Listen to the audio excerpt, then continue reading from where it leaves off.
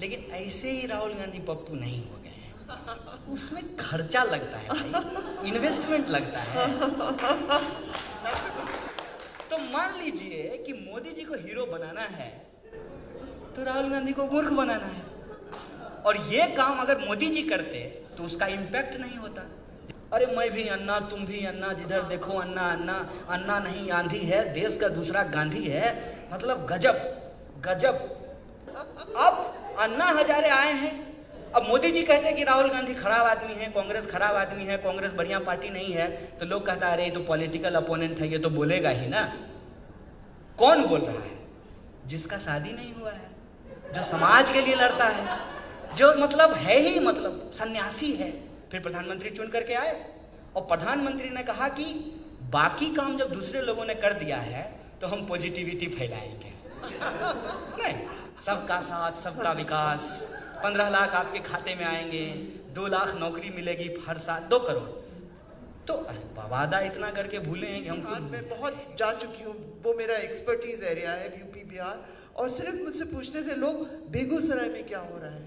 मैंने कहा यार बेगूसराय के बाहर भी चुनाव हो रहे हैं। हाँ, ये मैं कुछ दिनों के बाद मैं भी चिढ़ने लगी थी कि बेगूसराय में सब प्रोग्रेसिव लोगों की नज़र बेगूसराय पे थी। इसका बताइए। देखिए, ये एक्चुअली एक सीरियस कॉन्स्पिरेसी का हिस्सा है।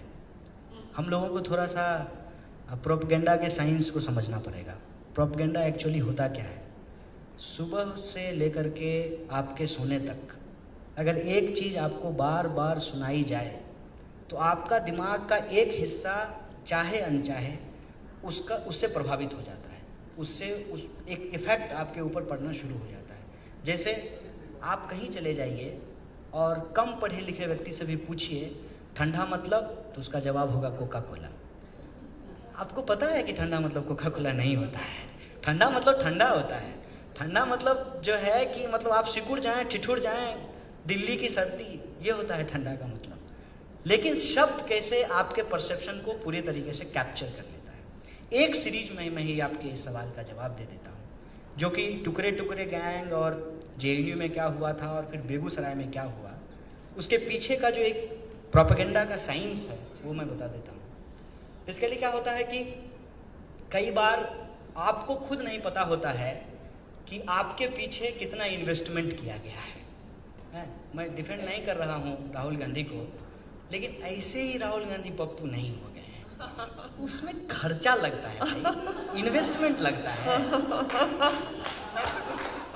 तो ऐसे ही जो है आप खान मार्केट गैंग नहीं हो गए हैं। हाँ। और ऐसे ही जो है हम टुकड़े टुकड़े गैंग नहीं हो गए। उसके पीछे खर्चा लगता है, पैसा लगता है, इन्वेस्टमेंट लगता है। इन्वेस्टमेंट किस में लगता है? इन्वेस्टमेंट प्रोपेगेंडा में लगता है। अच्छा। अब सवाल ये है कि प्रधानमंत्री जो गुजरात से आते हैं इतना बैड इन्वेस्टमेंट क्यों करेंगे?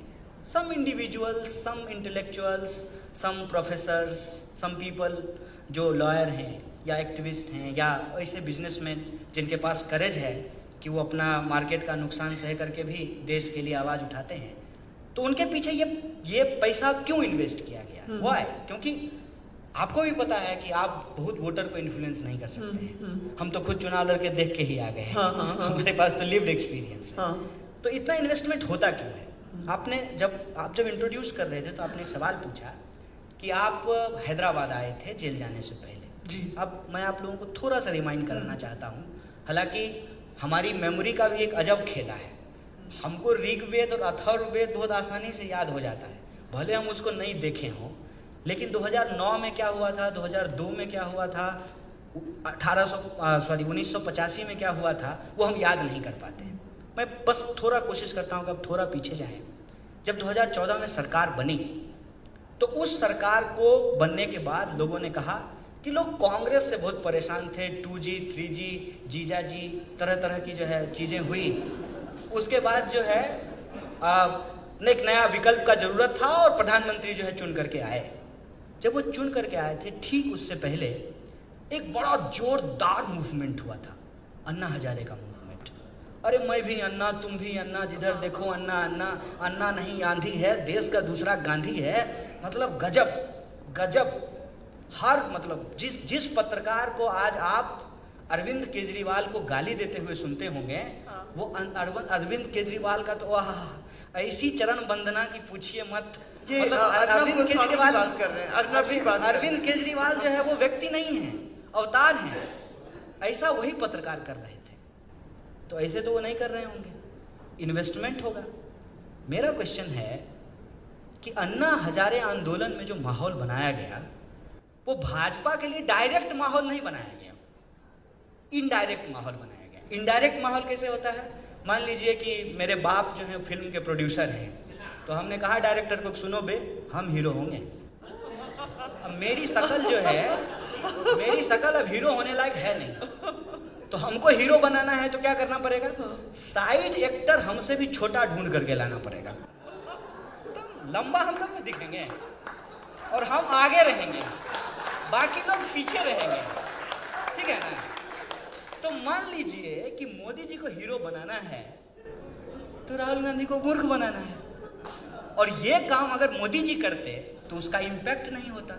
जैसे आप एक चीज देखिएगा, टीवी पे जो विश्लेषक आते हैं वो अपनी पार्टी से उनका क्या संबंध है ये वो नहीं बताते हैं, कहते हैं मैं राजनीतिक विश्लेषक हूं, ताकि लोगों के सामने क्या मैसेज जाए कि ये इंडिपेंडेंट आदमी है, इसका किसी से कोई लेना देना नहीं है, ये धूमकेतु है, ये ऐसे ही पृथ्वी का चक्कर लगा रहा है, ऐसा फील कराया जाता है। नहीं, अब अन्ना हजारे आए हैं, अब मोदी जी कहते हैं कि राहुल गांधी खराब आदमी है, कांग्रेस खराब आदमी है, कांग्रेस बढ़िया पार्टी नहीं है, तो लोग कहता है अरे ये तो पॉलिटिकल अपोनेंट है, ये तो बोलेगा ही ना। कौन बोल रहा है? जिसका शादी नहीं हुआ है, जो समाज के लिए लड़ता है, जो मतलब है ही मतलब सन्यासी है। हालांकि काम और धर्म की बात कर रहे थे साहब, धर्म का धंधा करने वाले आजकल बहुत काम में लिप्त हैं। आसाराम बापू, चिन्मयानंद, नए नए नाम आते रहते हैं। तो ऐसा फील कराया गया। फिर प्रधानमंत्री चुन करके आए और प्रधानमंत्री ने कहा कि बाकी काम जब दूसरे लोगों ने कर दिया है तो हम पॉजिटिविटी फैलाएंगे। नहीं, सबका साथ सबका विकास, 15 लाख आपके खाते में आएंगे, 2 लाख नौकरी मिलेगी हर साल, 2 करोड़।